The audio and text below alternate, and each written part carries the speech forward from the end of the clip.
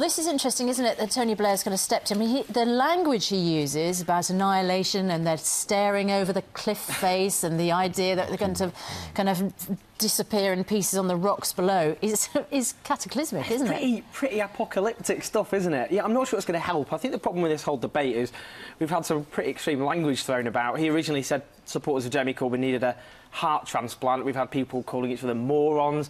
I think sometimes in politics it's better if people just keep away from that sort of language, stick to the issues. He took a lot of unpopular calls in the 1980s.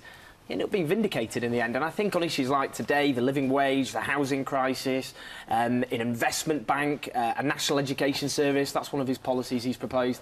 He's putting ideas on the agenda which I don't think the other candidates have. So and we had Nigel Farage on a few weeks ago, and we were talking about this, and he was saying one of the things that impresses him most is that he stands out from the others. You know, you've got Nigel Farage from the far right, essentially saying, I really sort of admire the fact that actually at least you know what he stands for. And is that, do you think, one of the reasons why so many people are gravitating towards him, rather than perhaps the three other candidates who can't necessarily be picked out between each other? Well, they often say that politics is showbiz for ugly people, which might be unfair. I mean, Jeremy Corbyn is won Bird of the Year for 4 years in a row. But the thing about him, I think, is he's become a bit of a rock star in political terms. People don't normally queue to see politicians. They queue to see to go to a gig.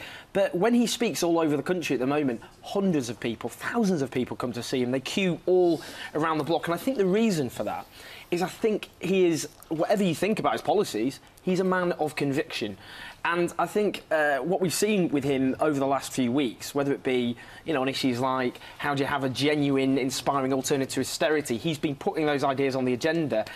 His opponents don't have that optimistic vision. Do you not believe then necessarily, because there's lots of rumours that lots of Tories are trying to join up to the Labour Party because they're going to vote for Jeremy Corbyn because they think if Jeremy Corbyn becomes the leader, there's no chance Labour are going to get in. Do you not buy that then? Do you think that actually the numbers, the huge numbers that are joining up to the Labour Party, it's because he's just inspiring people? Oh, absolutely. Look, I mean, you always get people in politics who act slightly childishly and don't stick to issues and trying to undermine their opponents by acting in that kind of way. But over 600,000 people have registered for this contest. That's unprecedented in modern political times. You know, we're supposed to be bored of politics, not engaged with it. We're seeing people, and often, I mean, according to, you know, the polling, it's across the generations. But, you know, it's interesting you talk about A-levels today. Some of the most enthusiastic are young people who are increasingly having their futures robbed by the housing crisis, who are saddled with debt, which makes it difficult for them to sign up, to save up for deposit, regardless of what you've just heard earlier on, who are struggling to get secure jobs. And I think, for me, what I think, you know, Jeremy Corbyn, the reason maybe people might underestimate him, he'll have a lot thrown at him, whether it be the votes that Labour lost in Scotland, they lost 40 seats to the SNP, whether it be people who voted for UKIP, who are often just frustrated about the lack of opportunity for them in modern Britain, or people who just aren't inspired enough to vote.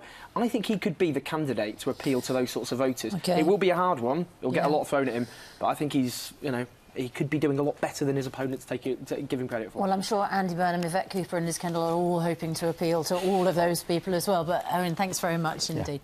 What we've got to understand is there are large numbers of people coming across the Mediterranean, landing in Greece, landing in Italy and being told they can stay in Europe. That is the source of this problem. And ultimately, I think the EU needs to rethink its strategy.